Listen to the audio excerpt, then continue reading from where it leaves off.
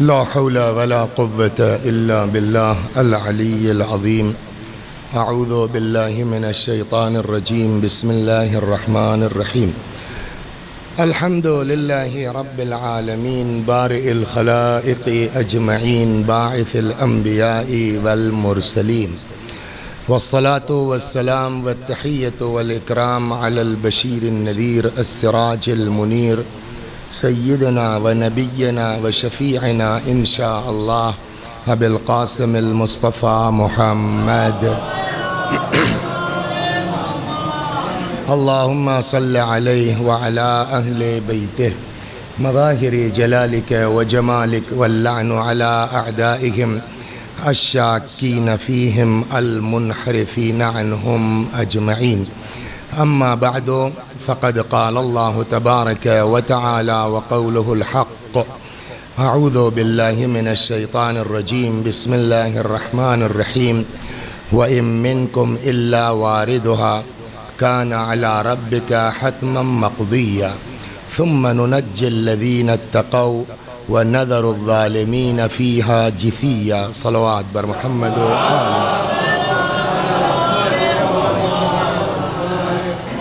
گزارش ہے آپ حضرات سے ایک بار سورہ حمد اور سورہ توحید کی تلاوت فرما کے مرحوم نعیم عباس صاحب کی روح کو ایصال ثواب فرما لیجیے. بسم اللہ الرحمن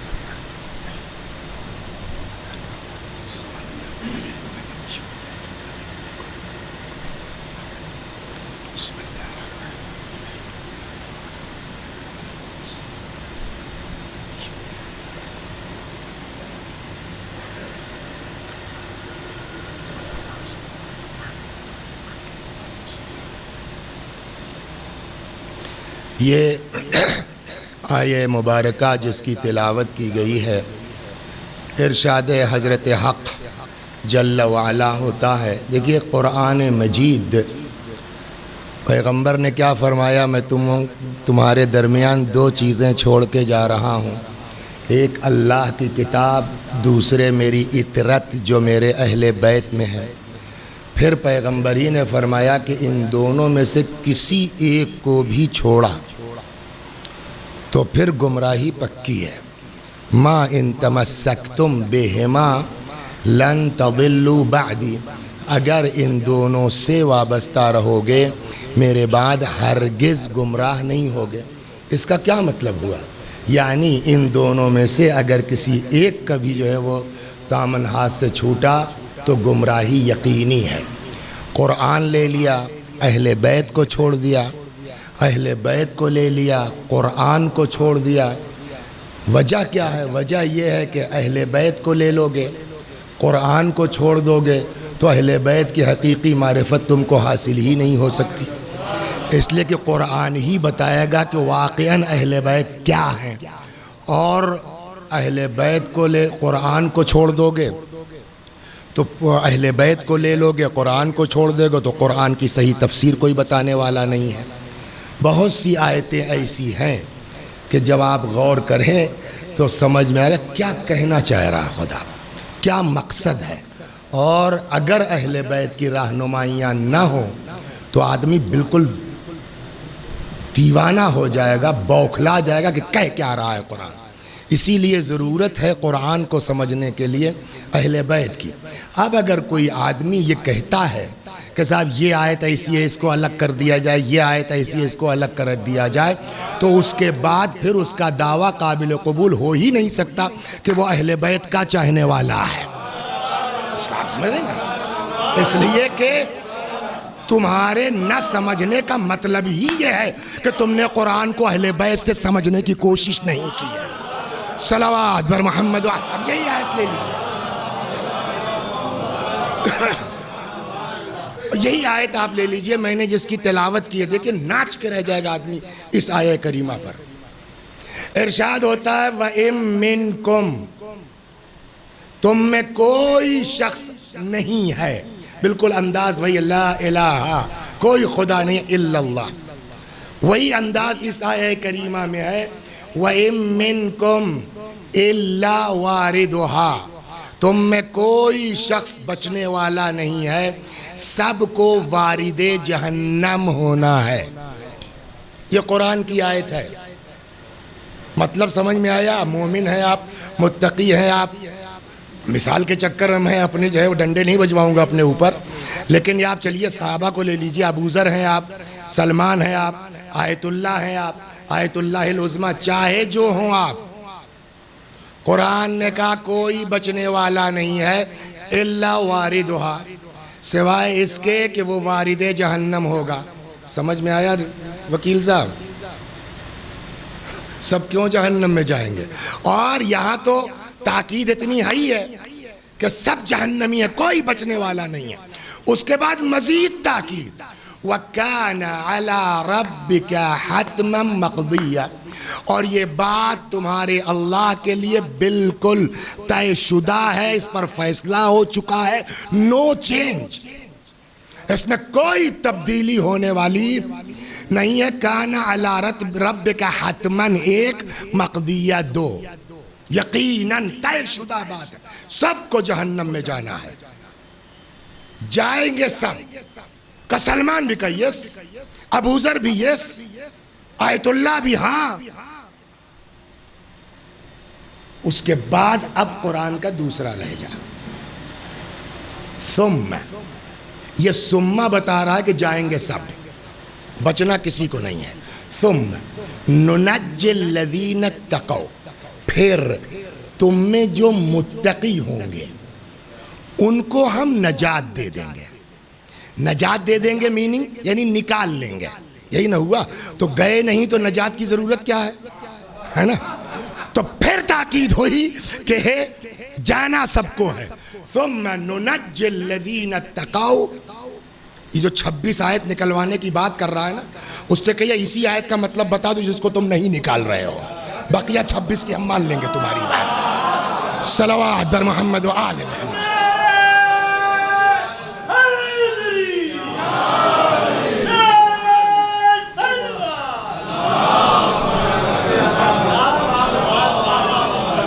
ثم ننجی الذین اتقوا، پھر جو تم میں متقی، منع کیا تھا ان کو مت لے آنا، واپس لے جاؤ گھر ان کو، یا وہیں کرسی رکھ دو، اندر مجمع کے پاس نہ آنے پائیں۔ صلوات بر محمد و آل محمد۔ ثم ننجی الذین اتقوا، اب محبت میں بیچارے للن بھائی نکل آئے ہیں، منع صاحب کی حالت ان کی بھی ٹھیک نہیں ہوئی، میں نے کہا بھائی یا تو وہیں رکھو نہیں نیچے بیٹھا دو، خیر واپس لے جا رہے ہیں۔ صلوات بر محمد و آل محمد۔ یہ کیا واقعی لطف قرآن، ایک ایک حرف معجزہ ہے، ایک ایک آیت معجزہ ہے، زبر زیر معجزہ ہے۔ یہ علماء تشریف فرمائے قانون یہ ہے، سمجھیا، جہاں الا ہوگا اس کے بعد زیر آئے گا۔ بہت آپ کو میں نہیں گاڑھے اس میں لے جاتا، علیہ السلام پڑھتے ہیں نا عباس بھائی، آج تک علیہ السلام سنا آپ نے؟ یہ علیہ السلام کیوں ہے؟ منہ تو ہے، یہ علیہ السلام کیوں ہے؟ کالا لگا ہوا ہے، ٹھیک؟ اسی قرآن میں آپ کو بالکل قانون کے برخلاف ملے گا علیہ اللہ، تو آسان نہیں ہے، اسی لیے پیغمبر نے کہا میں دو چیزیں چھوڑ کے جا رہا ہوں، ایک اللہ کی کتاب، دوسرے میری اطرت۔ اطرت صحیح معنوں میں بتائے گی کہ کس آیت کا کیا مطلب ہے، کیا لہجہ ہے۔ خب ثم ننجی الذین اتقوا، پھر جو متقی ہوں گے ان کو ہم نجات دے دیں گے۔ وَنَذَرُ الظَّالِمِينَ فِيهَا جِثِيًّا، اور جو ظالم ہوں گے وہ انتہائی ذلت کے ساتھ اسی جہنم میں رہ جائیں گے۔ تو اس سے سمجھ میں آیا نا نیتا جی کہ جانا سب کو ہے، جو ظالم ہے وہ پڑا رہے گا، جو متقی ہے اس کو نکال دیا جائے گا، نکال لیا جائے گا۔ تو اس کا مطلب یہ ہوا کہ جس کو ہندی میں کہتے ہیں نا پرتھم درشٹیا، پرتھم درشٹیا یہ ہے کہ سب کو جانا ہے جہنم میں۔ سوال اگر متقی کو نکالنا ہی تھا جہنم میں تو ڈالا کیوں جائے گا؟ دیکھیے ہم نے جو گڑبڑ کی ہے آپ کے ساتھ وہ یہ کہ ہم نے ایک لفظ کا ٹرانسلیشن نہیں کیا، اور ٹرانسلیشن اس لیے نہیں کہا کہ وہ ہماری اردو میں بولا جاتا ہے۔ وہ کون سا لفظ تھا؟ وارد۔ قرآن میں بھی یہی لفظ استعمال ہوا ہے، وَإِن مِّنكُمْ إِلَّا وَارِدُهَا، ہر شخص کو وارد جہنم ہونا ہے۔ ہم نے اس کا ترجمہ نہیں کیا، لیکن آپ لوگوں نے وارد جہنم کا کیا مطلب لیا؟ جہنم میں جائے گا نا، لیکن اب یہ عربی ورڈ ہے، آپ قرآن سے پوچھئے، عربی میں جائیے کہ واٹس میننگ آف وارد، ورود کے معنی کیا ہے، وارد ہونے کے معنی کیا ہے؟ جب آپ عربی میں جائیں گے تو وارد کے دو میننگ ہیں۔ ایک وارد کے معنی ہے ورود یعنی وصول، وارد یعنی واصل، ایک وارد یعنی داخل، جو آپ لوگوں نے ترجمہ سمجھا۔ تو یہ کیسے پتا کہ اللہ نے کہا ہے سب کے سب وارد ہوں گے؟ وارد کے معنی واصل کے ہیں یعنی پہنچنے کے، یا وارد کے معنی داخل کے ہیں؟ یہ کہاں سے آپ نے طے کر لیا؟ صلوات بر محمد کہنے لگے تو اب قرآن چلیں اور دیکھتے ہیں کہ قرآن میں یہ لفظ کہیں اور یوز ہوا ہے یا نہیں ہوا ہے، اور اگر یوز ہوا ہے تو وہاں کس معنی میں ہوا ہے؟ وہاں جس معنی میں ہوا ہوگا وہی یہاں لے آئے۔ جب وہاں تلاش کرنے گئے تو معلوم ہوا صاحب کہ دونوں معنی میں یوز ہوا ہے۔ اب وہ دونوں آیتیں سن لیجیے آپ، صلوات بر محمد۔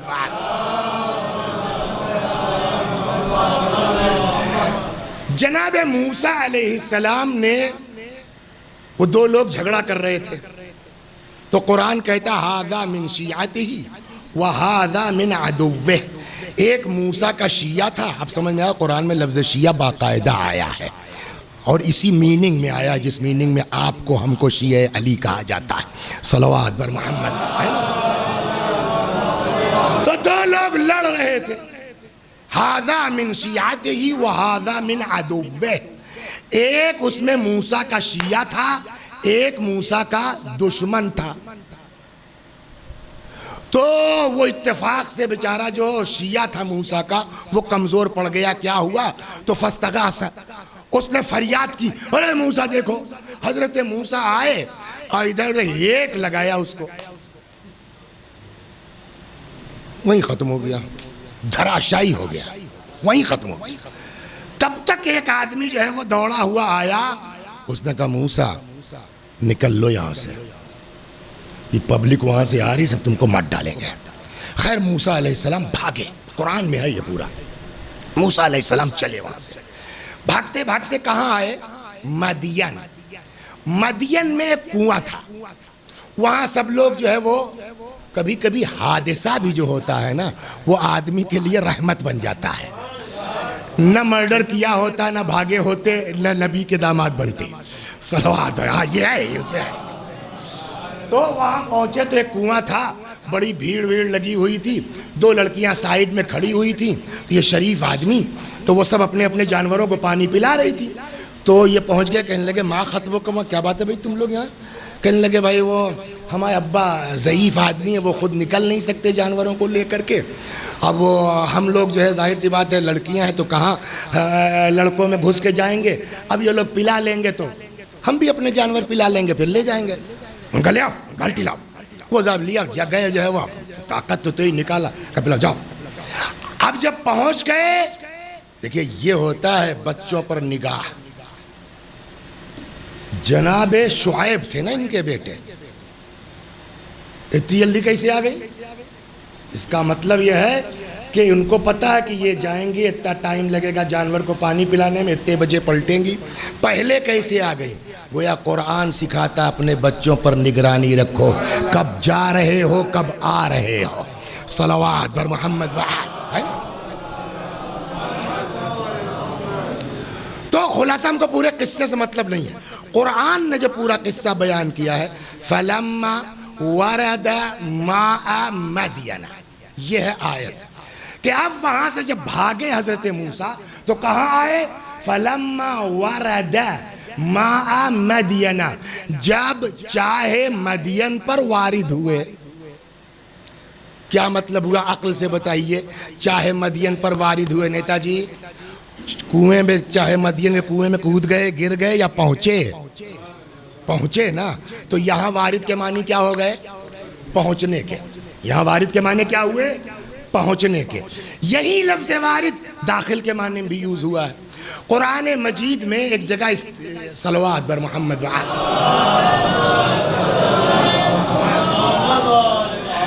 ارشاد ہوتا ہے انکم وما تعبدون من دون اللہ حسب جہنم انتم لہا واردین۔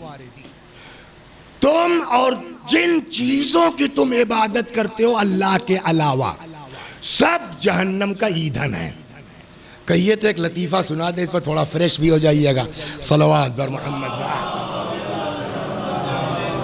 حسد، جلن ہے نا، تپن آدمی کو ایسا اندھا کر دیتی ہے۔ اسی واقعے میں سنیے، جب قرآن میں یہ آیت آئی نا کہ انکم وما تعبدون حسب جہنم، تم اور جن چیزوں کی تم عبادت کرتے ہو من دون اللہ، خدا کے علاوہ سب جہنم کا ایندھن ہے۔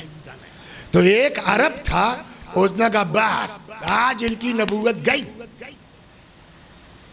ابھی بتاتا ہوں ان کو، کہتے ہیں کلام خدا ہے، خود ہی پھنس گئے۔ کچھ سمجھے آپ؟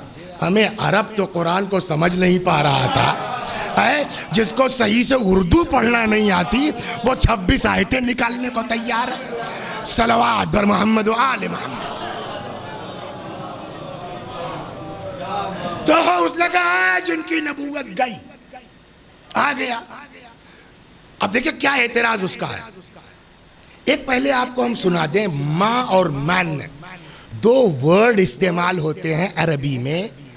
ماں کے معنی بھی جو اور جس کے ہیں، اور من کے معنی بھی جو اور جس کے ہیں، بٹ محل استعمال الگ ہے۔ ماں کا استعمال جنرل ہے، یسبح للہ ما فی السماوات وما فی الارض، جو کچھ زمین و آسمان میں ہے وہ سب اللہ کی تسبیح کرتے ہیں۔ وہ پیڑ ہو، درخت ہو، چرند ہو، پرند ہو، نبات ہو، جماد ہو، یہ بھی جو اور جس کے معنی میں۔ ایک آتا ہے لفظ من، من کا بھی استعمال اور جو جس کے لیے ہے، لیکن من کا استعمال کامن نہیں ہے۔ من کا استعمال صاحبان عقل کے لیے ہوتا ہے، جیسے من کنت مولا ہو۔ صلوات بر محمد۔ یہاں تک آ گیا۔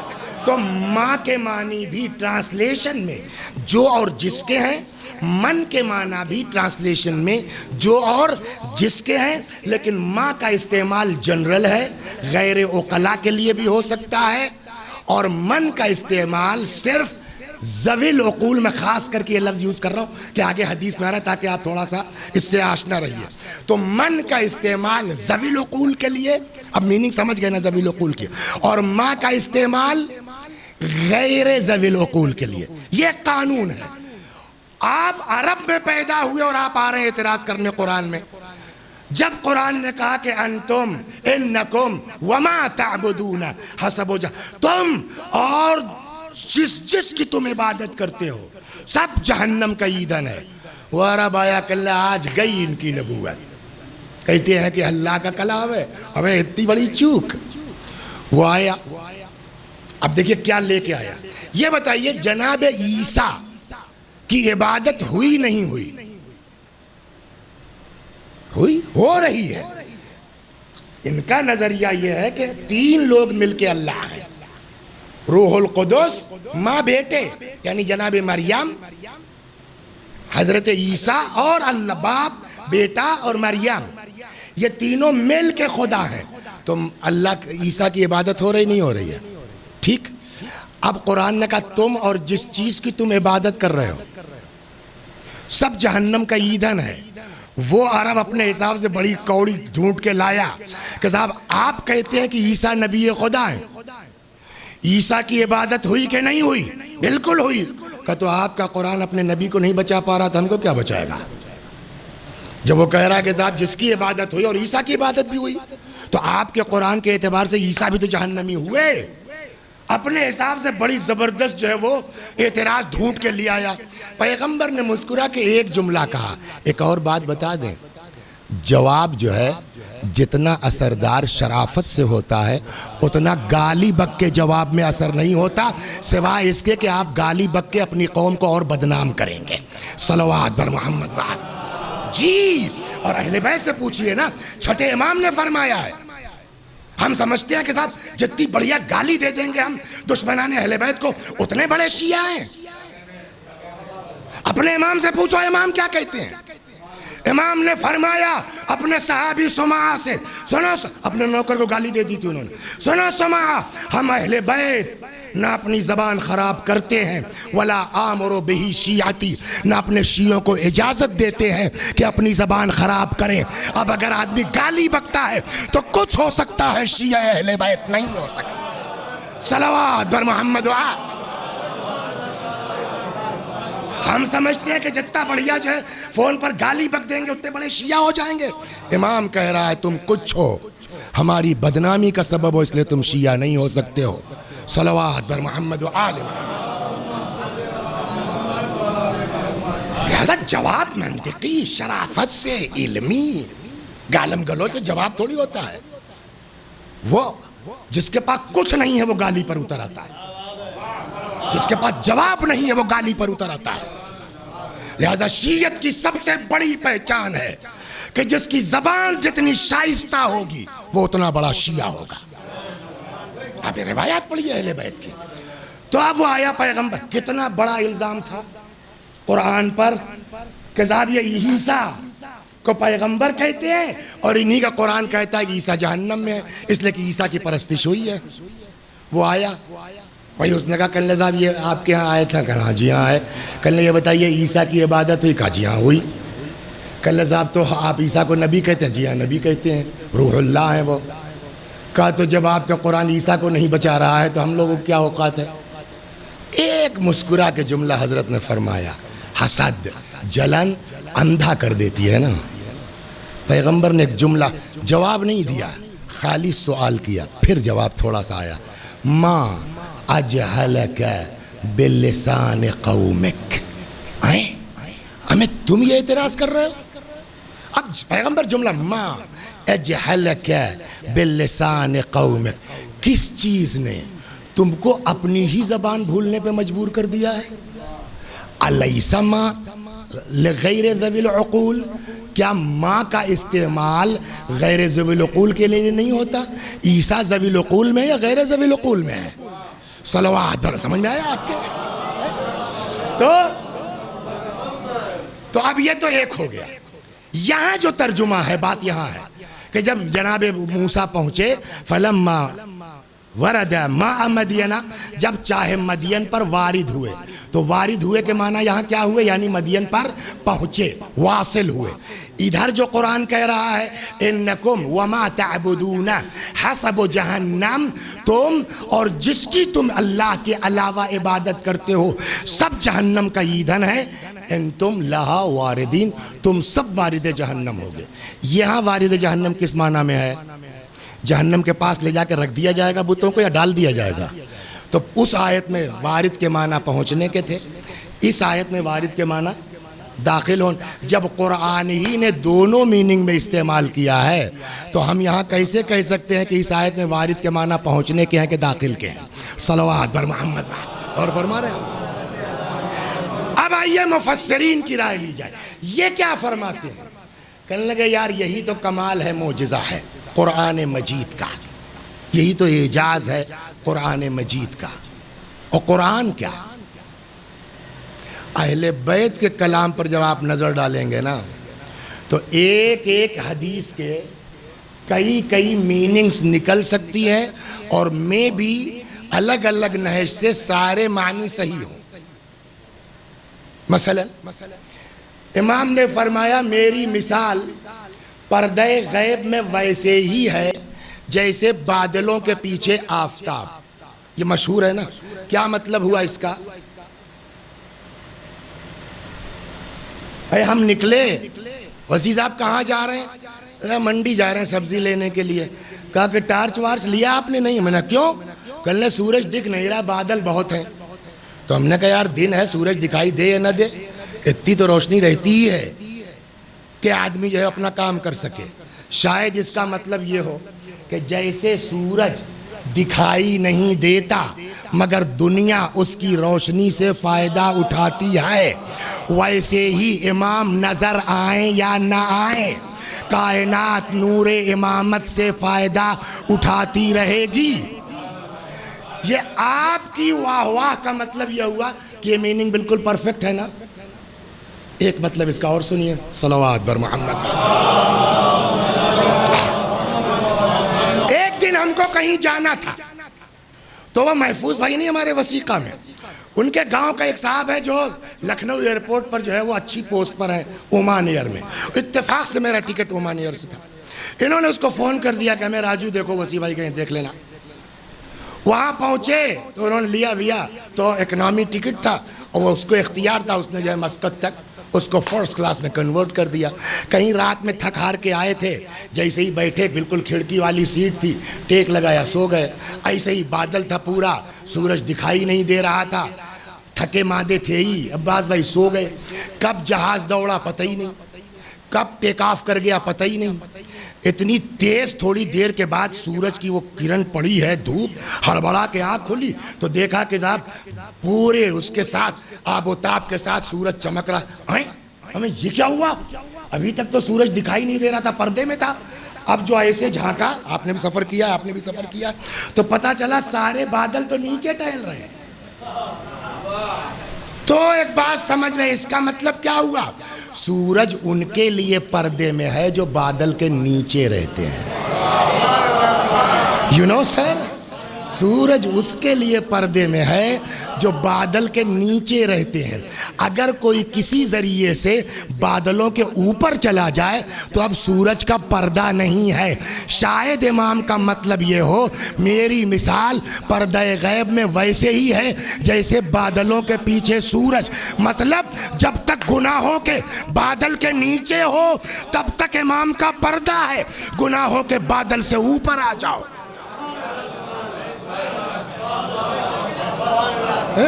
تو ایک اجہل روزگار آدمی دو مطلب تو بیان کر دیا۔ بڑے بڑے علماء پتہ نہیں کیا کیا نہیں نکتے نکال لیتے ہیں۔ میں اس درس میں موجود تھا آغا ناصر مکارم شیرازی کے، ان کی 27 جلدوں میں تو ایک ہے جلد تفسیر، پھر جو ہے موضوعی شروع ہوئی ہے پیام قرآن، 10 تک تو میرے پاس ہے، اس کے بعد کتنی چھپی نہیں معلوم۔ اس کے باوجود انہوں نے کہا کہ اتنے دنوں سے کام کرنے کے باوجود آج بھی نماز میں کھڑا ہوتا ہوں تو ایسے ایسے نکتے سے سورہ حمد کے دماغ میں آتے ہیں کہ اس سے پہلے نہیں آئے تھے۔ بات بھی صحیح، جب امام کے قول کا یہ حال ہے کہ میرے جیسے ان پڑھ آدمی نے دو مطلب نکال لیا ادھر ادھر دیکھ تاک کے، تو اللہ کے کلام میں کتنا ہوگا۔ اسی لیے اب مفسرین ہمارے فرماتے ہیں نو پرابلم، چاہے وارد کے معنی داخل کے لو اور چاہے وارد کے معنی واصل پہنچنے کے لو، دونوں میننگ صحیح ہے۔ صلوات بر محمد کا کیا مطلب؟ کا مطلب یہ ہے کہ قرآن نے جہنم میں جانے کی بات کہی ہے نا، جہنم میں عذاب کی بات تو نہیں کی ہے۔ سزا جہنم میں عذاب کا نام ہے، جہنم میں جانے کا نام نہیں ہے۔ کا کیا مطلب؟ کہ پبلک جہنم میں جائے گی، جہنم سے گزر جائے گی، اس کو پتہ بھی نہیں چلے گا کہ ہم جہنم سے ہو کے آئے ہیں۔ ایسا کیسے ممکن ہے؟ کہ اسی دنیا میں اللہ نے ابراہیم کو آگ میں ڈال کے دکھلا دیا ہے کہ کیسے آدمی بیٹھا رہتا اور گلزار ہو جاتی ہے۔ تب اعتراض اس پر ہوگا کہ صاحب اگر جہنم میں عذاب نہیں ہونا ہے تو جہنم میں جائے گا کیوں آدمی؟ کہ اس کے لیے بہت پرانی مسل ہے، تعرف الاشیاء باضدادھا، چیزیں اپنی ضد سے پہچانی جاتی ہیں۔ اگر رات کا وجود نہ ہو تو دن کی عظمت کا اندازہ نہیں ہو سکتا۔ جب تک آدمی بیمار نہیں پڑتا تب تک صحت کی جو ہے وہ کا احساس نہیں ہوتا نعمت کا۔ اسی لیے ہے کہ تاکہ دونوں کو ڈبل کیا جا سکے. جو جہنم میں سزا بھگت رہے ہیں انہی کے سامنے یہ مومنین جہنم میں جائیں گے اور ادھر سے کراس کریں گے. ان کو پتہ بھی نہیں ہوگا. تو جو جل رہا ہوگا جہنم میں، اوے یار وہ دیکھو منع صاحب نکلے جا رہے ہیں یار، کیا بات ہے؟ تو جواب کیا ہوگا؟ بیٹا اس وقت تمہاری سمجھ میں نہیں آیا، ہم لوگ مومن تھے. تب جو جہنمی ہیں ان کے عذاب میں اور اضافہ ہو جائے گا، حسرت میں. اے کاش ہم نے بھی ایمان اختیار کیا ہوتا تو ان کی طرح ہم بھی نکل جاتے. اور ان کا یہ حال ہوگا جب ان کو تڑپتے دیکھیں گے، تب ان کے جو ہے وہ نعمت میں اور جو ہے وہ بحالی آ جائے گی. ایسا اللہ تیرا شکر ہے. وہ تو کہو بھیا دنیا میں اپنے آپ کو بچا لے گئے تھے کہ اس بہانے سے بچ گئے، ورنہ یہی حال. تو جہنم میں ڈالا کیوں جائے گا؟ تاکہ جہنمیوں کے عذاب میں اضافہ ہو سکے اور جنتیوں کو احساس نعمت کا اضافہ ہو سکے. صلوات بر محمد کا اگر وارد کے معنی داخل کے لیتے ہیں تو یہ میننگ نکل سکتی ہے، بٹ کوئی ضروری نہیں ہے. ہو سکتا ہے وارد کے معنی داخل کے نہ ہو. وارد کے معنی کاہے کے ہیں؟ پہنچنے کے ہیں. کہ اگر وارد کے معنی پہنچنے کے ہیں تو اس سے صراط ثابت ہوتی ہے. صراط کہاں ہے؟ جسرون علی جہنم، جہنم کے اوپر ہی پل ہے نا. تو اب اگر داخل کے معنی نہیں ہے تب بھی صراط تو ہے نا. تو آپ جہنم کے اوپر سے گزر رہے ہیں نہیں گزر رہے ہیں. تو اب یہ کہتے ہیں کہ اگر وارد کے معنی پہنچنے کے بھی ہیں داخل کے نہیں بھی ہیں تو اس سے جو ثابت ہوتا ہے کیا؟ صراط کا. اس لیے کہ صراط ہی ہے جہنم کے اوپر ایک پل کا نام ہے. تو اب ترجمہ یہ ہوگا کہ وَإِن مِّنكُمْ إِلَّا وَارِدُهَا، تم میں کوئی شخص بچنے والا نہیں، سب کو پہنچنا ہے اس پل تک. جو مومن ہوگا وہ کراس کر جائے گا اور جو ظالم ہوگا وہ ٹپک جائے گا. اب وقت نہیں ہے ورنہ اس پہ ایک آدھ دو قصے اب یاد آئے ہیں. پہلے جب سیٹ کر رہے تھے تب نہیں دماغ میں آیا. اب اس کو بڑھاتا ہوں تو مجلس لمبی ہو جائے گی. صلوات بر محمد و آل محمد. لیکن ان دونوں باتوں کے بعد اصل جو اعتراض اس مجلس میں ہو رہی اس آیت پہ ہوگا وہ تیسرا ہے. وہ کیا ہے؟ پھر سے پڑھیے. چاہے وارد کے معنی داخل کے ہوں چاہے وارد کے معنی پہنچنے کے ہوں، دونوں صحیح ہیں. تیسرا اعتراض اس پر یہ ہوتا ہے کہ اگر قرآن نے کیا کہا؟ جو متقی ہے وہ خود بخود نجات پا جائے گا اور جو ظالم ہے وہ ہمیشہ کے لیے رہ جائے گا. تو جب قرآن خود کہہ رہا ہے کہ جو متقی ہے ہم نجات دے دیں گے تو دو ہی طرح کے لوگ تو ہوں گے مرنے کے بعد. یا متقی پرہیزگار ہوگا آپ لوگوں کی طرح سے، یا نالائق بیہودہ ہوگا وسیع حسن کی طرح سے. تو اگر آپ لوگوں کی طرح کا آدمی ہے تو وہ نکل لے گا، اس کو کسی کی شفاعت کی ضرورت ہی نہیں ہے. میری بات سمجھیے کہاں لے جا رہا ہوں میں؟ روم کے مجلس کا تیسرا اعتراض جو متقی ہے، قرآن نے کہا کہ ہم جو ہے وہ ننجی الذین اتقوا، جو متقی ہم اس کو نجات دے دیں گے. تو جب خدا خود ہی نجات دے دینے والا ہے تو علی کی کیا ضرورت ہے، حسن کی کیا ضرورت ہے، حسین کی شفاعت کی کیا ضرورت ہے؟ اور جو ظالم ہے نظر الظالمین فیہ، وہ انتہائی ذلت کے ساتھ اس جہنم میں گر جائیں گے، پڑے رہیں گے. تو جن کو خدا ڈیسائیڈ کر لے کہ اس کو جہنم میں جانا ہے تو اب اس کو جناب فاطمہ کیا کر لیں گی، اس کو حضرت علی کیا کر لیں گے. تو یہ آیت وہ دونوں تو چل جائے گا، مین یہ آیت جو ہے وہ شفاعت کا انکار کر رہی ہے. صلوات بر محمد. اور ہم لوگ شیعہ لوگ اور اکثریت برادران اہل سنت کی یہ دونوں کا عقیدہ یہ ہے کہ شفاعت برات. نمبر ایک، صاف قرآن میں آیت موجود ہے، من ذا الذی یشفع عندہ الا باذنہ. کون ہے کہ جو بغیر اس کی اجازت کے شفاعت کر سکے؟ تو اس کا مطلب ہے نا شفاعت. یہ اور بات ہے کہ جو خود سے دعویٰ کرتے ان کے چکر میں مت پڑنا. ہر آدمی شفاعت نہیں کر پائے گا، وہی کریں گے جن کی ہم اجازت دیں گے۔ تو اس آیت سے یہ تو طے ہوا نا کچھ تو ہے شفاعت کرنے والے۔ تو ایک طرف یہ آیت کہتی ہے شفاعت نہیں ہو سکتی، ایک طرف یہ آیت کہتی ہے شفاعت ہے، ہم کدھر جائیں؟ صلوات بر محمد۔ قرآن میں آپ کو آیتیں مل جائیں گی جہاں نفی شفاعت بالکل واضح طریقے کے اوپر ہے۔ آپ صلوات بر محمد وآل محمد۔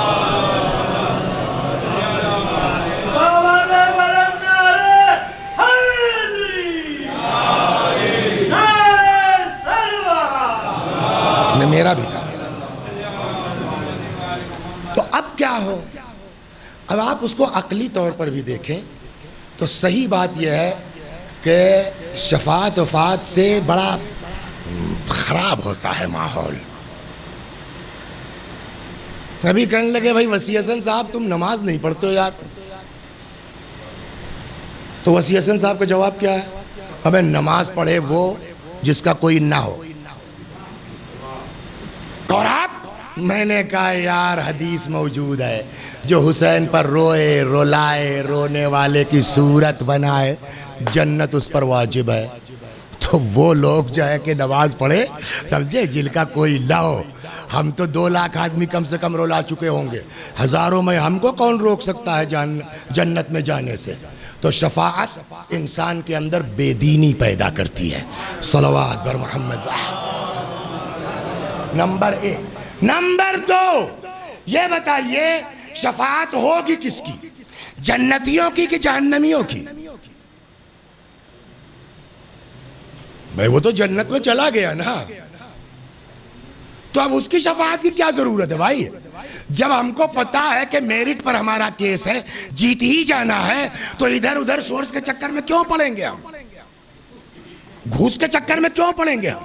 تو جہنم میں جو جائے گا، شفاعت کا کانسیپٹ اس کے لیے جو جہنمی ہے، نہ کہ جنتیوں کے لیے۔ ہو گئی نا بات؟ تو جب جہنمی ہے آدمی، تو جس کے لیے جہنم کا آرڈر ہوا ہے وہ سرسری ہوا ہے یا عدالت کے ساتھ فیصلہ ہوا ہے؟ آپ کے ہاں یہ ہے کہ فرض کیجئے جو ہے وکیل صاحب مقدمہ ہار گئے، یہ اپیل میں چلے گئے۔ یہ اپیل میں کیوں جاتے ہیں سر؟ یا ایک بولا جاتا ہے نا نظر ثانی، یہ نظر ثانی میں کیوں جاتا ہے وکیل؟ شاید کوئی پہلو جج صاحب کی نگاہ سے رہ گیا ہو، تو اس پر پھر سے غور کر لیجئے۔ کیا شفاعت اپیل کا نام ہے؟ کہ پالنے والے یہ ہمارا کینڈیڈیٹ ہے، ذاکر ہے، شاعر ہے، مجلس پڑھتا تھا اور اس کا معاملہ خراب ہو گیا، جہنم سے ایک بار ریویژن میں چلا جائے، ہو سکتا ہے کوئی جو ہے وہ تتھ چھوٹ گیا ہو۔ کیا معاذ اللہ آپ سوچ سکتے ہیں کہ خدا کے یہاں کچھ چوک ہو سکتی ہے جو آپ اپیل میں جائیں گے؟ صلوات بر محمد۔ تو اس کا مطلب یہ ہے کہ شفاعت کا کانسیپٹ غلط ہے بھائی، بالکل غلط ہے۔ اس لیے کہ اس کے یہاں چوک کا سوال ہی نہیں ہوتا کہ آ کے سفارش ہوگی، اور جب چوک کا سوال نہیں ہوتا تو جو فیصلہ ہوگا بربنائے عدالت ہوگا، اور جو فیصلہ عدالت کی بنیاد پر ہوا ہے۔ اب اگر کوئی آگے کہتا کہ وسیع حسن ہمارے ذاکر ہیں، ان کو چھوڑ دیا جائے، تو بات سفارش نہیں ہے، عدالت الہیہ میں ہستکچھیپ مانا جائے گا۔ صلوات بر محمد۔ یہ ہے یا نہیں ہے؟ عدل الہی میں کیا اہل البیت علیہم الصلاۃ والسلام عدل الہیہ میں رکاوٹ کا کام کر سکتے ہیں؟ لہذا کل ملا کے کیا ہوا؟ شفاعت کا کانسیپٹ بے دینی پیدا کرتا ہے۔ شفاعت کا کانسیپٹ کا مطلب یہ کہ اللہ کے ہاں چوک ممکن ہے، معاذ اللہ۔ شفاعت کا مطلب یہ ہے کہ اللہ کی عدالت میں رکاوٹ کا کام۔ تو اب سمجھ میں نہیں آیا نا؟ بہتر یہی ہے کہ بھیا خود اپنی محنت کرو، اپنا نماز روزہ کرو، کسی کے بھروسے مت رہو۔ ہو گئی بات۔ ایک وکیل صاحب تھے رائے بریلی کے، مرحوم کلب عباس صاحب، فخر قوم کہا جاتا تھا ان کو، امام باڑہ ان کا ہے، اور اپنے جائز بڑے قابل وکیل تھے اپنے زمانے کے۔ ضعیفی میں سب کا حال ہو جاتا ہے، ان کا بھی وہی ہوا، آپ کا بھی ہوگا انشاءاللہ، آپ کا بھی ہوگا، بڑے وکیل ہیں آپ لوگ، ٹھیک ہے، لیکن یہ ہوگا ضعیفی میں کبھی کبھی، ارے ہمارے ساتھ شروع ہو گیا ہے، صلوات پڑھواتے ہیں پھر بھول جاتے ہیں کیا کہہ رہے تھے، تو یہ ہو جاتا ہے ضعیفی میں۔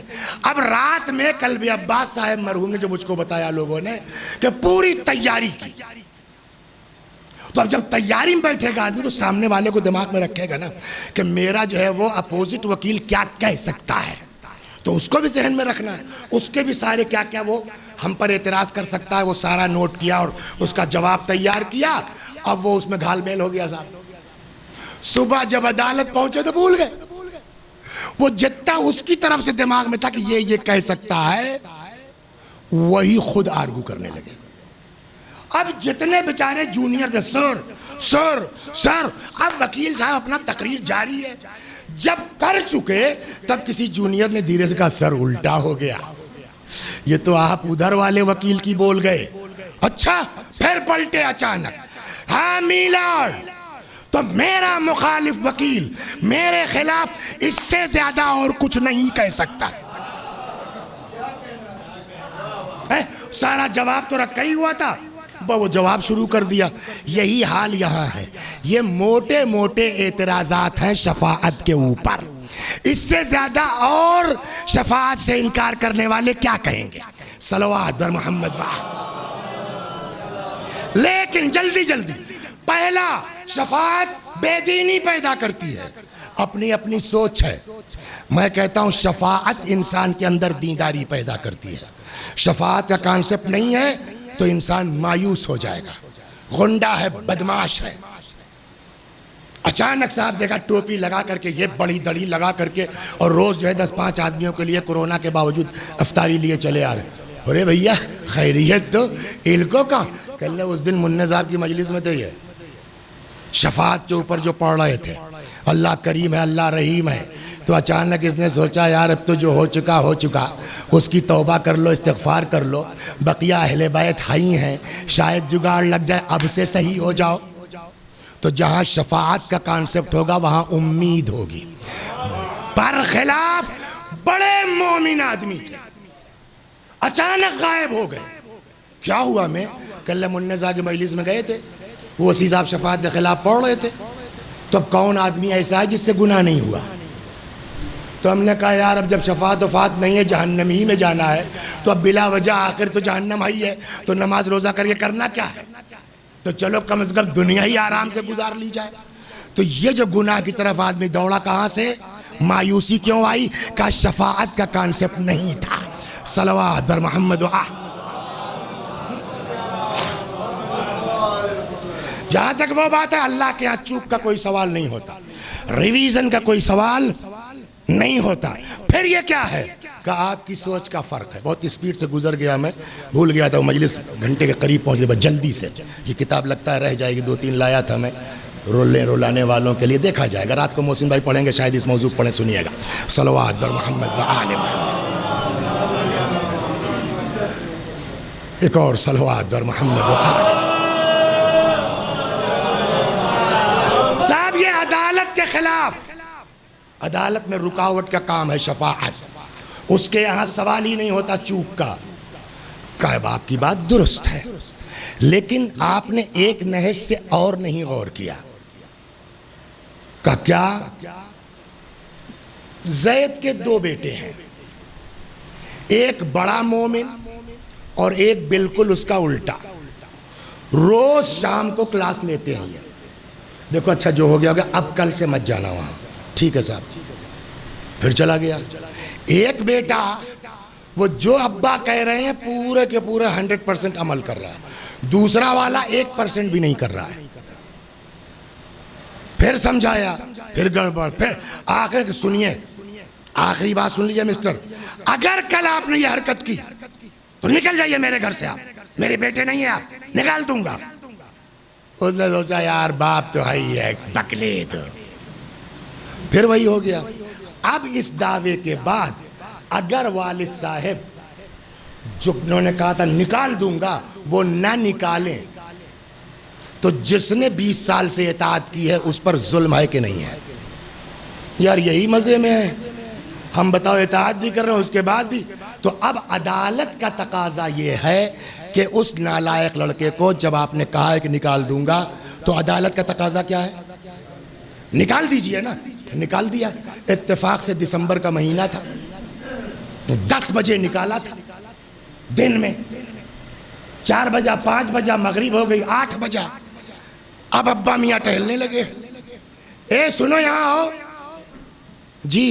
ارے وہ کمبخت شال وال لے کے گیا ہے, کوٹ ووٹ لے کے گیا ہے, کیا مطلب ہے؟ تمہیں نے تو نکالا ہے. ابا میاں آپ ہی نے تو نکالا ہے, پھر یہ ٹینشن کس بات کا کہ شال لے کے گیا ہے کہ نہیں, کوٹ پہن کے گیا ہے کہ نہیں, سوٹر لیے ہے کہ نہیں لیے ہے؟ جواب کیا؟ جو نکالا وہ میری عدالت کا تقاضا تھا. یہ جو سوال ہے کہ کوٹ لیے ہے کہ نہیں, شفقت پیدری بھی تو کوئی چیز ہے. صلوات بر محمد. بہت تیز میں گزر گیا ورنہ آدھا گھنٹہ لگتا. ہو گئی بات. اب یہ ہے کہ محلے والے آ گئے, خاندان والے آ گئے, خبر ہوئی کہ وسیع صاحب نے نکال دیا اپنے لڑکے کو. کیا ہے؟ ارے مولانا تشریف لے جائیے. تو پتہ نہیں چلے آتے ہیں. جب وہ نالائقی کر رہے, جب میرے اوپر ہاتھ اٹھایا تب کہاں تھے آپ؟ بھاگیے یہاں سے. سب کو بھگا دیا. تب تک ایک میرا چھوٹا بھائی تھا, اس سے بہت بنتی تھی, پتا تھا کہ یہ کہہ دے گا تو مولوی صاحب ٹالیں گے نہیں. لیکن جب لوگ اس کے پاس گئے, میں تم کہو, میں نہیں کہوں گا, مجھ کو پتا ہے کب کہنا ہے. صلوات بر محمد. مجھ کو پتا ہے کب کہنا ہے. دن بھر گزر گیا, ساری دنیا کہتی رہی, اس نے کہا ہی نہیں. جب شام ہو گئی, 10 بجا 11 بجا اور کوہرا شروع ہوا, تب آیا. اب یہ جو ہے ابا میاں خود ٹہل رہے ہیں. یار نکال تو دیا ہے مگر اب بلانا بھی ٹھیک نہیں ہے. کوئی آدمی اب کہہ دیتا. اس چیز کو کوئی نہیں سمجھ پایا, نہ محلے والے نہ خاندان والے. وہ جو بھائی تھا وہ سمجھ رہا تھا کہ اب بھائی جان کیا چاہتے ہیں. وہ آ گیا, بھائی جان کیا ہے؟ ارے وہ تو لڑکا تھا, میں نے کبھی آپ کے خلاف کچھ کیا؟ میں نے کہا یار تم جیسا بھائی کسی کے پاس ہوتا اولاد کی ضرورت ہی نہیں ہے. کہنے تو اسی اطاعت کا واسطہ ہے, میں کہہ رہا ہوں چھوڑیے جو ہوا ہوا. اچھا اب تم کہہ رہے ہو جھیل بھی چکا ہے یار 15 گھنٹہ, ٹھیک ہے بلا لو. غور فرمایا آپ نے؟ تو یہ بتائیے, یہ جو اس نے شفاعت کی ہے عدالت کو روکنے کا کام کیا ہے یا ہماری مرضی کے مطابق کیا ہے؟ مسئلہ یہی تو ہے کہ کوئی اللہ کی مشیت کو سمجھ نہیں سکتا. لہٰذا قرآن نے کہا کہ کسی کے چکر میں مت پڑنا کہ ہم شفاعت کر لیں گے. شفاعت وہی لوگ کر سکتے ہیں جو اس کی مشیت کو سمجھتے ہیں. اور اللہ کے یہاں جہاں عدالت ہے, تم نے عدل الہی دیکھ لیا, فضل الہی پر توجہ نہیں ہوئی. صلوات بر محمد.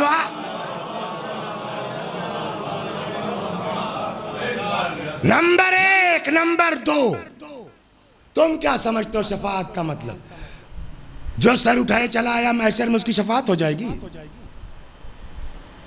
واٹس میننگ آف شفاعت؟ بس 5 منٹ کا. شفاعت کے جو ڈکشنری میں میننگ ہے مسٹر, کہتے ہیں ضم الشیء الی مثلہ.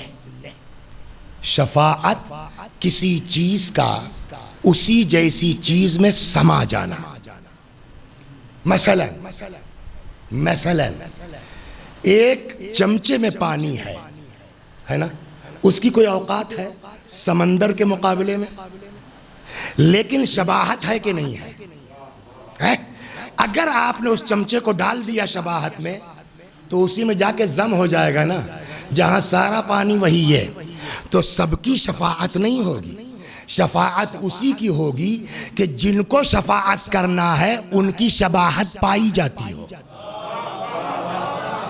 نہیں سمجھے آپ؟ مثال دے دوں, جن کو شفاعت کرنا ہے ان کے گھر سے 1000 رکعتیں پڑھی جاتی ہیں. تم 1000 تو نہیں پڑھ پاؤ گے, لیکن کم از کم 17 رکعتیں تو پڑھو. صلوات در محمد. سمجھے آپ کیا ہوا شفاعت کا؟ اور اسی لیے ابھی چند دن پہلے 15 شوال کو جو ہمارے چھٹے امام کی شہادت ہوئی ہے، آخر وقت میں امام نے فرمایا سارے خاندان کو اکٹھا کرو، اور سب اکٹھا ہو گئے۔ آخری وقت ہے امام کا، امام نے ایک نگاہ دوڑائی کہ یہ پیغام پہنچا دو ہمارے چاہنے والوں تک، لا تنال شفاعتی من استخف بالصلاۃ، ہماری شفاعت اس کو نہیں پہنچ سکتی جو نماز کو ہلکا سمجھے گا۔ تو شفاعت سے انکار نہیں ہے، لیکن جب تک اہل بیت سے شباہت نہ پیدا کر لوگے تب تک شفاعت کی امید مت لگانا۔ یہی تو ہے جو امام حسین کی شہادت کے بعد کہتے ہیں کہ جنہوں نے کہا، کس نے کہا، کہیں لکھا ہوا دیکھا لوگوں نے، اترجو امتا قتلت حسینا شفاعت جدہ یوم الحساب، جن لوگوں نے حسین کو قتل کیا کیا وہ بھی امید لگا سکتے ہیں ان کے جد کی شفاعت کی؟ شفاعت چاہتے ہو تو حسین پر رونا سیکھو، شفاعت چاہتے ہو تو حسین پر رولانا سیکھو۔ یہ وہ عمل ہے، اس لیے کہ اسباب بہت ہیں، اب وہ چونکہ لمبی ہوگی لہذا نہیں جاؤں گا ادھر۔ بہت سے اسباب ہیں جو انسان کو کوالیفائی کرتے ہیں شفاعت کے لیے کہ ہاں یہ اس قابل ہیں، ان کی شفاعت ہو سکتی ہے، ان کی ہو سکتی ہے، ان کی کوالیفیکیشن اس کے لیے ضروری ہے۔ ایک میں نے سنایا آپ کو کیا، شباہت۔ مثلا اگر نماز کی شباہت نہیں ہے تو آپ جو چاہیے کر لیجئے، امام نے کہا ہم کریں گے ہی نہیں، تو اس کے لیے آدمی کو کوالیفائی کرنا پڑے گا۔ من جملہ ان چیزوں کے ایک تو نماز ہو گئی، نماز نہیں ہے آنکھ بند کر کے مان کے جائیے کچھ نہیں ہو سکتا، اس لیے کہ امام نے فرمایا ہم کریں گے ہی نہیں۔ دو، اگر کوئی امید بچتی ہے تو وہ امام حسین، تو امام حسین۔ بات آ گئی ہے، چھوڑیے کتاب کو جانے دیجیے، وقت بھی نہیں ہے۔ مرحوم شہید دستغیث رحمت اللہ علیہ، رضوان اللہ علیہ، وہ نقل فرماتے ہیں ایک بزرگ عالم دین کے لیے، بالکل منہ میں نام ہے نکلا جا رہا ہے وہ شوگر کی وجہ سے، کہ وہ خود انہوں نے اپنی زندگی کا حساب کیا، اور یہ کام اللہ کروائے گا ہم سے قیامت میں۔ ڈائری دے دی جائے گی سب کو، اقرأ کتابک کفا بنفسک اليوم علیک حسیبا، لاؤ اپنا نام عمل خود پڑھو، کرو اپنا حساب، دو اپنے کو نمبر۔ بلکہ بعض روایتیں یہاں تک کہتی ہیں کہ کچھ تو شریف ایسے ہوں گے کہ جو اپنی ڈائری جانچنے کے بعد خود ہی گردن جھکا کے چل پڑیں گے۔ کہاں جا رہے ہو؟ کہا صاحب آپ نے کہا اپنی کاپی خود جانچو، تو ہمارے جو کاپی اس کے حساب سے ہمارا ٹھکانہ جہنم ہے۔ اب وہ رحمت شامل حال اب ایک الگ چیز ہے۔ تو وہاں شہید دستغیث فرماتے ہیں اس عالم کے لیے کہ آخر وہاں دیا جائے گا نا اپنا حساب خود کرو، تو عقل مندی یہ ہے کہ زندگی میں حساب کرو۔ اسی لیے روایات کہتی ہیں روز رات کو لیٹتے وقت گنو کیا کیا کیا ہے آج، اس میں کتنا صحیح تھا کتنا غلط تھا، اور اس کو ٹھیک کرنے کی کوشش کرو اگلے سال اگلے دن۔ تو وہ کہنے لگے میں نے اپنا حساب کیا، جب قیامت میں دیا جائے گا نا کہ لو اپنا حساب کرو، تو بہتر ہے کہ ہم دنیا میں کر لیں۔ اب جب ہم نے اپنا حساب کیا تو ہم نے خود جو اپنے کو نمبر دیا اس بنا پر پاس نہیں ہونا تھا ہم کو۔ بزرگ عالم کی بات، کل ہر طرف سے مایوسیوں نے گھیر لیا کہ اگر جو ہے وہ واقعی اس طرح حساب ہو گیا تب تو مولوی صاحب تم نہیں بچو گے۔ کل ہر طرف سے مایوسیوں نے گھیر لیا، اب کیا ہوگا؟ تب تک ایک حدیث دماغ میں آئی، کچھ بھی ہو مومن تو ہے نا، بالکل ویسے ہی جیسے دن بھر ٹہل وہل کے بعد شام کو سفارش ہو گئی لڑکا واپس آ گیا، وہی حال مومنین کا ہوگا۔ جہنم میں بھی جا سکتے ہیں، تھوڑا بہت کاٹنے پیٹنے کے بعد سزا بیک ہو جائیں گے۔ تو انہوں نے بھی سوچا یار کچھ بھی ہو مومن تو ہے نا، تھوڑی بہت جو سزا ہے کاٹ کے بیک ہو جائیں گے جنت میں۔ کہ تھوڑا اطمینان ہوا، جیسے ہی اطمینان ہوا تب تک پھر دماغ میں ایک دوسرا سوال آ گیا کہ بھیا مولوی صاحب یہ تو تمہارا وعدہ ہے نا، دعویٰ ہے نا کہ مومن ہو، یا علی حبک ایمان، محب علی ہے اس لیے مومن ہے. کہ یہ تو تمہارا دعویٰ ہے نا کہ محب علی ہو اس لیے مومن ہو. اگر علی علیہ السلام نے قیامت میں انکار کر دیا تو کیا ہوگا؟ کہ ٹھیک ہے آپ کہہ رہے ہیں مومن ہیں، آپ کہہ رہے ہیں محب علی، بٹ میں ایکسیپٹ نہیں کرتا کہ آپ میرے عاشق ہیں. آپ میرے دنیا میں ہوتا ہے نہیں ہوتا ہے؟ ارے بہت چاہتے ہیں کہ چھوڑا یار خالی دعویٰ ہے چاہتے ہیں. ہم جب اپنے جو ہے دوستوں کو یہ کہہ سکتے ہیں تو کیا مولا نہیں دے سکتے ہمارا جواب اس طرح سے جب ہمارے اندر 50 گڑبڑ ہو؟ تو کہنے لگے جیسے ہی یہ تصور ہوا کہ اگر مولا نے کہہ دیا کہ ہم ایکسیپٹ ہی نہیں کرتے کہ تم ہمارے چاہنے والے، تب کیا ہوگا؟ تب کیا ہوگا؟ کہنا ہر طرف سے مایوسیوں نے گھیر لیا کہ اب تو بچنا مشکل ہے. پھر اچانک ایک خیال آیا، مولوی صاحب چاہے جتنا تم نے ظلم کیا ہو، زیادتی کی ہو، بدماشی کی ہو، گناہ کی ہو، لیکن چاہے جتنے بڑے گناہگار ہو، حر سے بڑے تو نہیں ہو. اب بھی میں کہتا ہوں اس پورے مجمع میں جتنے لوگ ہیں ہم لوگ، کوئی حر کے برابر گناہگار ہے؟ ہم لوگ 1000 گنا بدتر صحیح، لیکن اس میں کوئی ایسا نہیں جس نے امام حسین کے ساتھ جسارت کی ہو، بدتمیزی کی ہو. کیا کسی نے؟ تو حر سے بڑا گناہگار کون ہے؟ کہنے لگے تب ہم کو سکون آیا کہ چلو کچھ بھی ہو، جب حر معاف ہو سکتے ہیں تو ہم کیوں نہیں معاف ہو سکتے؟ یہ اور بات ہے کہ اس کا سلیقہ ہونا چاہیے. ایک کتاب تھی میرے پاس، یہ سن لیجئے، یہ ذکر اہل بیت نا، امام پر رولانا، وہی سب روایتیں نشان لگا کے لایا تھا نا. تجربہ کاری میں مجلس بڑھ گئی، پھر انشاءاللہ کبھی چھمائی برسی اگر کبھی پڑھوائی تو اس میں پڑھوں گا. میں ایک زبانی ایک قصہ سنا دیتا ہوں مجلس تمام آپ کے. وہ کتاب میں لے آیا تھا، پھر میری کھو گئی.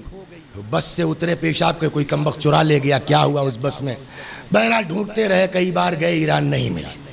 ابھی 4-6 مہینے پہلے آن لائن ایسے ہی چیک کر رہا تھا تو وہ جو اس کے مصنف تھے نام یاد تھا، تو میں نے ان کو تلاش کرنا شروع کیا. کچھ ان کا ایپ ویپ بنا ہے، اتفاق سے ایپ تھا ان کا ایپ ڈاؤن مل گئی کتاب. اب اس کو میں نے پڑھا، وہ قصہ پھر سے ملا، وہ سن لیجیے آپ. صلوات بر محمد، ذکر حسین. خدا میرے بھائی ہو، حسین کے علاوہ، حسین سے بڑھا کوئی سہارا نہیں ہے ہمارے آپ کے پاس. وہ کہتے ہیں کہ ایک بزرگ عالم دین تھے، کسی علاقے کی بات ہے، بزرگ عالم دین تھے.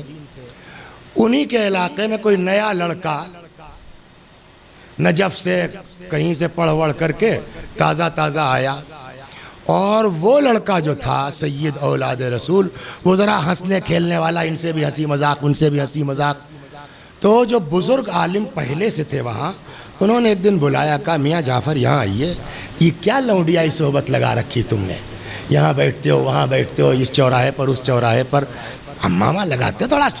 بہرحال اس نے نہیں توجہ کی. آخر میں یہ جو چچا بزرگ عالم تھے وہ تپ گئے اس سے، اور بول چال تک بند کر لی اس نوجوان عالم سے. خود ہی کہتے ہیں کہ ایک دن میں نے خواب دیکھا، محشر برپا ہے. کیا؟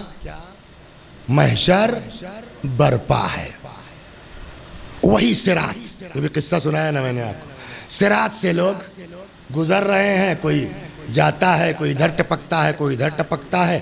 اتنے میں دیکھا اسی سید کو، مولانا کو. وہ بھیا اس کا تو بڑا رولا ہے وہاں.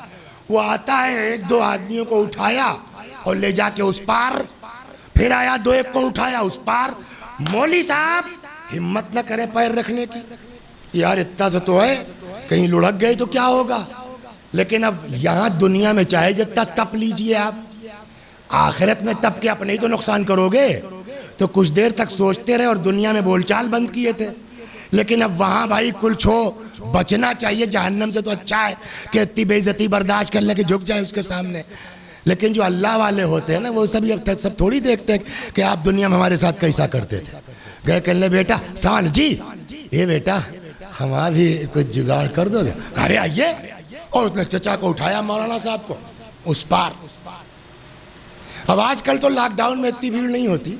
یہ آپ نے دیکھا ہوگا، تو جاتے رہتے ہو اکثر، کیا نام اس کا، ٹول پلازا جو ہے، تو اس میں سائیڈ میں وہ کیش والے ہیں. اور جب نیا چلا تھا ارے کیا کہتے ہیں اس کو؟ فاسٹیگ. تو ہمارے عباس بھائی لگائے تھے، ہم لوگ سائے سے نکل جاتے تھے، اور جو کیش میں لمبی لائن لگتی تھی، کھلتا بہت تھا نا. اب یہ جب صراط سے پار ہوئے تو معلوم ہوا کہ اب وہاں وہ ٹول پلازا چیکنگ ہو رہی ہے، اس نے ان کو تو پار کرا دیا. اس کے بعد لے گیا جہاں علماء کی لائن تھی، واہ کیش والی کی طرح سے، یہاں سے لے کے روناہی تک. کہنے حضور یہ لائن ہے مولویوں کی، آپ کھڑے ہو جائیے. کہنے یار اتنی لمبی لائن، اس میں تو یار ہم تھک جائیں گے. ادھر دیکھو خالی ہے. کہنے فاسٹیگ والوں کی ہے. یہ میرا جملہ ہے، فاسٹیگ والوں کی ہے. وہاں فاسٹیگ کس کے پاس ہوگا؟ وہاں فاسٹیگ کس کے پاس ہوگا؟ جو ذاکر حسین ہے، جس نے حسین پر رلایا ہے. کہ وہ گیٹ خالی ہے، ادھر سے نکال دو. کہ وہ آپ کا نہیں ہے، آپ عالم ہیں نا، آپ کی لائن یہ ہے. کہ وہ خالی پڑی ہے یار، ادھر سے نکال دو، کچھ کرو. کیسے یہ بتائیے آپ نے مجلس پڑھی ہے کبھی مولوی صاحب؟ کرنا کہ تب آپ نہیں جا سکتے. یہ ادھر سے وہی لوگ جا سکتے ہیں جو ذاکر حسین کا کوئی جگاڑ کرو. خدا ہم سب کو امام کے ذاکروں میں یا اللہ اس منبر کو ذاکر ذاتی مفاد کے استعمال کے لیے لگ، ورنہ یہی ذاکری وبال بھی بن سکتی ہے. کہ آپ نے کبھی مجلس پڑھی ہے؟ کہا نا. کہ تب نہیں ہو سکتا کچھ. کہ کچھ کرو. کہ ایک صورت ہے. کہ کیا؟ یہیں پڑھ دیجئے. یہاں میں نے کبھی پڑھا نہیں ہے. کہ نہیں پڑھا ہے، عالم ہیں آپ، واقع کربلا جانتے ہیں نا؟ کہاں؟ کہ دورائیے یہاں. کہ میں نے کبھی پڑھا نہیں ہے. کہ یہاں کون سا چلنے اور نہ چلنے کا چکر ہے؟ یہاں کون سا نعرہ حیدری کی بات ہے؟ میں مجمع میں ہوں نا، آپ پڑھیے. کہہ دے وہ لڑکا بیٹھ گیا جو مجھ سے الٹا سیدھا بن سکا.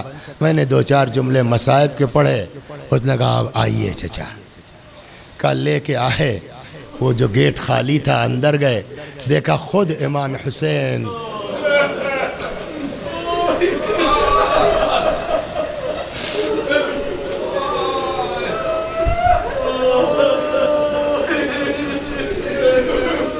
خود امام حسین بنفس نفیس تشریف فرما ہے. جیسے اس لڑکے کو دیکھا مسکرائے، فرمایا پھر لے آئے. یہ پھر لے آئے کا مطلب بتائیے آپ لوگ کیا ہوا؟ یعنی اس کے پہلے اور کچھ لوگوں کا جگاڑ لگ چکا ہے نا. پھر لے آئے. کہتا مولا غلط آدمی نہیں لایا ہوں، آپ کا ذاکر لایا ہوں. اچھا دیکھو بھائی کیا نام ہے تمہارا؟ شیخ رمضان علی. یہ اتفاق سے یہ یاد رہ گیا، شیخ رمضان علی. کہ دیکھو بھائی اسلام کا کوئی ذاکر ہے؟ اسلام کے تو پتہ نہیں کتنے لوگ ہوں گے، لیکن وہ پرٹیکولر جو ہے وہاں تو بالکل سب اسمارٹ رجسٹر وغیرہ ہوگا نا. کون سے رمضان علی مراد ہے وہی ابھرنا چاہیے. نہیں صاحب ان کا تو نام نہیں ہے. امام نے کہا کس کو لے آئے؟ یہاں تو ہمارے یہاں نام نہیں درج ہے اس کا. کہاں سے لے آئے تم؟ اس نے کہا مولا میں کیا جانوں، کلرکل مسٹیک آپ کے یہاں کی ہے، ہم سے اس سے کیا مطلب نام نہیں ہے کیا نہیں ہے. ہم اتنی گواہی دے سکتے ہیں کہ میں نے خود ان کی مجلس سنی ہے. بقیہ آپ کے یہاں نہیں درج ہے، وہ میرا ہیڈک نہیں ہے. روایت وہ کہتے ہیں کہ امام مسکرائے، فرمایا ٹھیک ہے، اب جب لے آئے ہو تو کوئی بات نہیں. سمجھے آپ؟ یہ جو حسین پر رلانے والے لوگ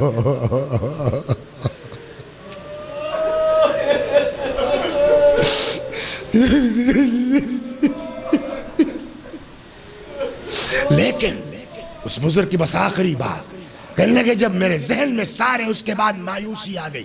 اب بچنا مشکل ہے. اگر علی نے کہہ دیا تم میرے عاشق نہیں ہو تو کیا ہوگا؟ ہر طرف سے مایوسی نے گھیر لیا.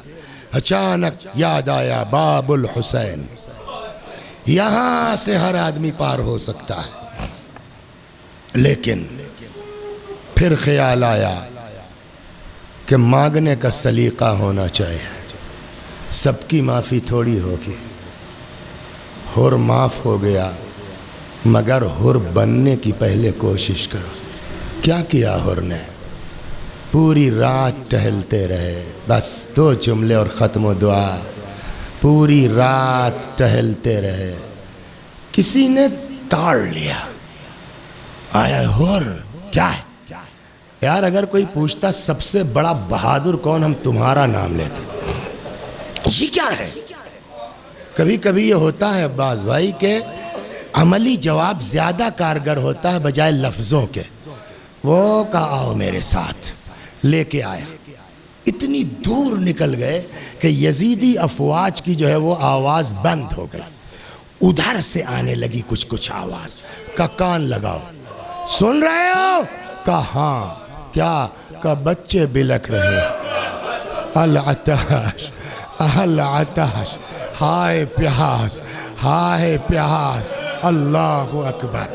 کہ جانتے ہو ان ساری آوازوں کا اکیلا ذمہ دار میں ہوں۔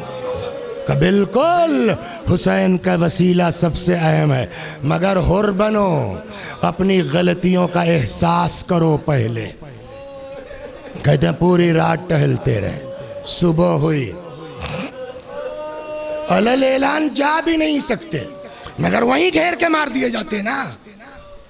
اس فوج سے، یزیدی فوج سے نکلنا آسان کام تھوڑی تھا، وہیں گھیر کے مار دیتے، امام تک پہنچ ہی نہیں سکتے تھے۔ ترکیب نکالی، دھیرے سے اپنے گھوڑے کو لے کے یوں چلے کہ دیکھنے والے کو ایسا لگے جیسے یہ فرات کے کنارے جانور کو پانی پلانے لے جا رہے۔ دھیرے دھیرے دھیرے بڑھے، جب دیکھا کچھ فاصلہ ہے، اچانک سوار ہوئے اور ایڑ لگائی، اس پار ہو گئے۔ پھر وہاں جا کے رک گیا۔ بیٹا میرے لال، یہ ہاتھ اس قابل نہیں ہے، خدا ہم سب گناہگار ہیں، حر بننے کا جذبہ دے دے اللہ۔ بیٹا میرے ہاتھوں کو باندھ دے، اے میرے لال، یہ آنکھیں حسین کا سامنا کرنے کے لائق نہیں ہے، میری آنکھوں پہ پٹی باندھ دے۔ چل پڑے، ابھی چند قدم چلے تھے کہ اچانک لڑکے نے کہا اللہ اکبر۔ دیکھیں جہاں خود مجرم کو یہ فیلنگ ہو کہ پتہ نہیں معاف ہوں گا کہ نہیں ہوں گا، وہاں استقبال ہو تو تعجب ہوگا کہ نہیں ہوگا؟ تو وہ لڑکا کہتا اللہ اکبر۔ حر کے تو آنکھ پہ پٹی بدی ہو تو دیکھ پا نہیں رہے۔ کیا بات ہے بیٹا، اچھی چیز ہے، مگر موقع و محل کیوں کہا؟ کہ فرزند حسین علی اکبر میرے استقبال کو آ رہے۔ اللہ اکبر۔ اب تو نے تکبیر کیوں کہی؟ انداز بدلا ہوا کہ سردار لشکر، علمدار لشکر ابو الفضل العباس استقبال کو چلے آ رہے ہیں۔ اللہ اکبر۔ کہ اب کیوں؟ کہ بابا خود حسین ابن علی۔ اب پہچانا میرا مولا کیا ہے، جو گھیر کے کربلا تک لایا، اس کے استقبال کے لیے۔ بیٹا جب قریب آ جائے اشارہ کر دینا، کیسے ہوا نہیں معلوم، کیسے اشارہ کیا نہیں معلوم، بیٹے نے اشارہ کیا۔ روایت کہتی، جو میں ہو سکتا کہیں ہو اور ہے بھی، کہ معافی مانگی، لیکن میں جو روایت نقل کرنے جا رہا ہوں اس میں معافی مانگنے کی بات نہیں ہے۔ جملہ جانتے ہیں یہ ہے، آئے گر پڑے، ہاتھ کو جوڑا، ہلی توبہ یا ابن رسول اللہ، اے فرزند رسول، میں معاف ہو جاؤں گا۔ یعنی خود مجرم کو احساس ہے میں معاف ہونے کے لائق نہیں ہوں۔ ہلی توبہ یا ابن رسول اللہ، اے فرزند رسول، کیا میں معاف ہو جاؤں گا؟ واہ رے فاطمہ کی اولاد، اٹھایا کلیجے سے لگایا، فرمایا ان تبت تاب اللہ علیک، بالکل توبہ تو کرو، اللہ قبول کرنے والا ہے۔ اور ماشاءاللہ اتنا رو چکے کہ اب اس میں مجھ کو کسی پیچ کی ضرورت نہیں ہے، میں اسی میں بات ختم کرتا ہوں۔ ایک مثال کیا تھا میرا مولا اور زحمت تمام، لے کے آ گئے، بیٹھ گئے۔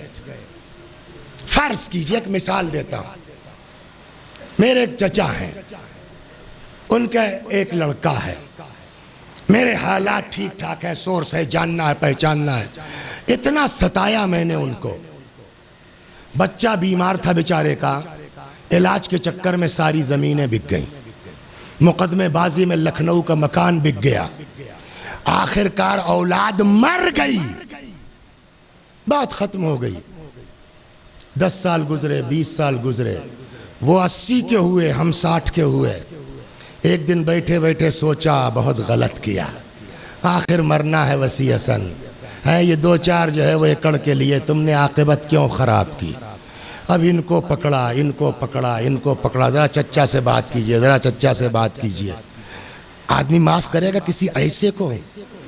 لیکن ایک کوئی آدمی تھا، اس نے کچھ سمجھایا، اس طرح سے دل سے بات نکلی، کہنے لگے یار صحیح ہے، مجھ کو ابھی تو مرنا ہی ہے، معاف کروں نہ معاف کروں میرا کیا فائدہ ہے نہ معاف کرنے میں، چلو بھائی کی اولاد ہے، کمبخت کی عاقبت بچ جائے، ٹھیک ہے بلا لاؤ۔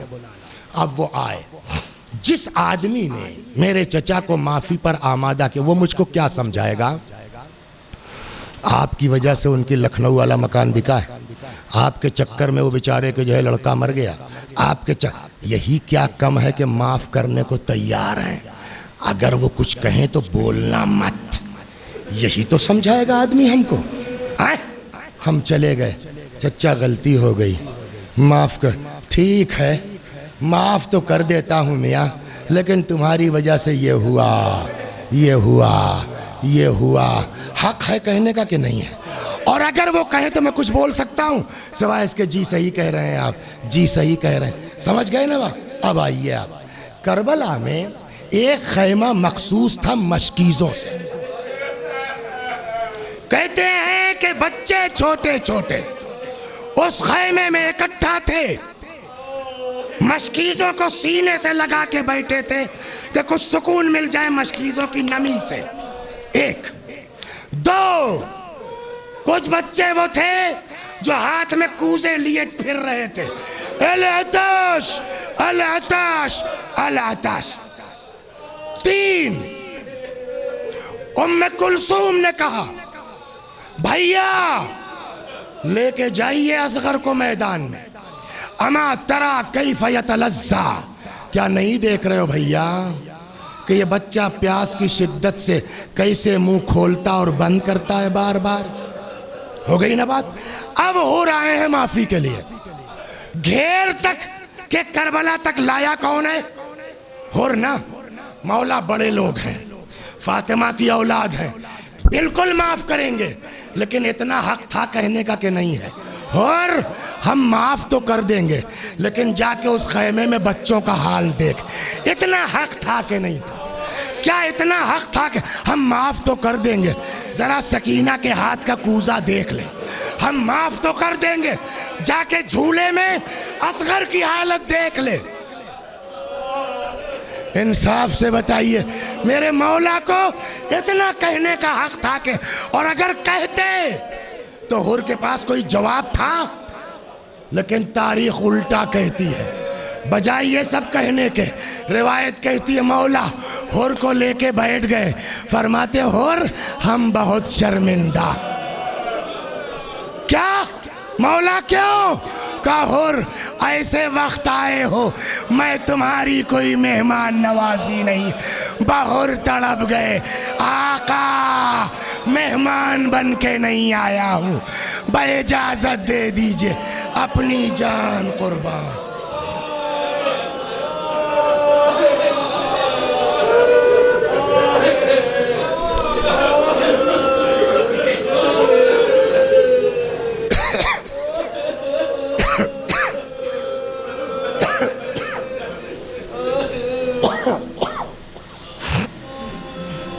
وسيعلم الذين ظلموا أي منقلب ينقلبون إنا لله وإنا إليه راجعون. میں بھی پڑھتا ہوں، میرے ساتھ آپ بھی دہرائیے. اللہم صل علی محمد وآل محمد. اللہم صل علی محمد وآل محمد. اللہم صل علی محمد وآل محمد. اعوذ باللہ من الشیطان الرجیم. بسم اللہ الرحمن الرحیم.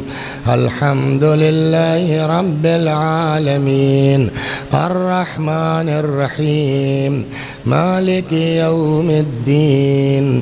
ایاک نعبد وإياك نستعين.